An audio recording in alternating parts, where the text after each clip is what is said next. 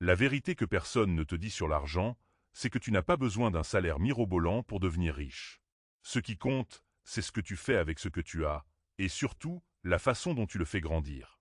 Aujourd'hui, on va parler de finances perso en 2025, et je vais te donner 10 conseils concrets pour construire ta richesse, même si tu démarres avec un petit salaire. Pas de théorie barbante, que du pratique, avec des exemples que tu peux appliquer dès demain. Alors, accroche-toi, parce qu'on va commencer par le plus important, l'état d'esprit. Beaucoup de gens pensent que l'argent, c'est compliqué, réservé à une élite, ou pire, que c'est sale. Spoiler, non. L'argent, c'est un outil, comme un marteau ou un ordinateur.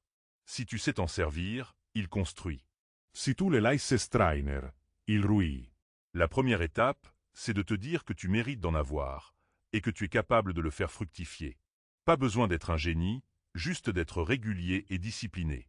Maintenant, parlons de tes revenus. Tu as peut-être l'impression que ton salaire est trop petit pour épargner, et encore moins pour investir. Mais laisse-moi te raconter l'histoire de Marie. Marie gagne 1800 € net par mois.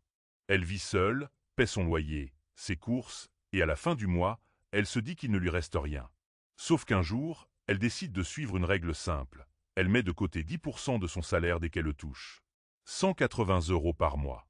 Au début, c'est serré, mais elle ajuste ses dépenses ailleurs. Résultat, en un an, elle a 2160 € de côté. Pas de quoi acheter un yacht, mais assez pour commencer à investir. Et c'est là que la magie opère. Parce que l'épargne seule ne te rendra pas riche. Il faut la faire travailler. Marie, elle, a choisi d'investir dans des ETF, ces fonds qui suivent les marchés boursiers. Elle a commencé avec 50 € par mois, puis a augmenté petit à petit.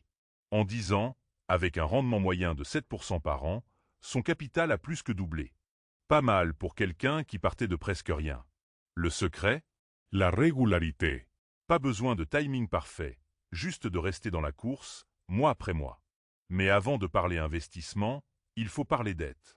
Si tu as des crédits à la consommation, des découverts qui traînent, ou pire, des cartes de crédit que tu utilises comme si c'était de l'argent gratuit, il faut régler ça en priorité.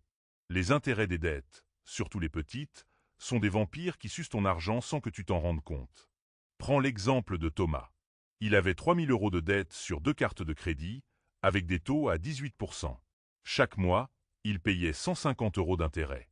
Il a décidé de tout rembourser en un an en serrant la ceinture. Résultat, il a économisé 1800 € d'intérêt.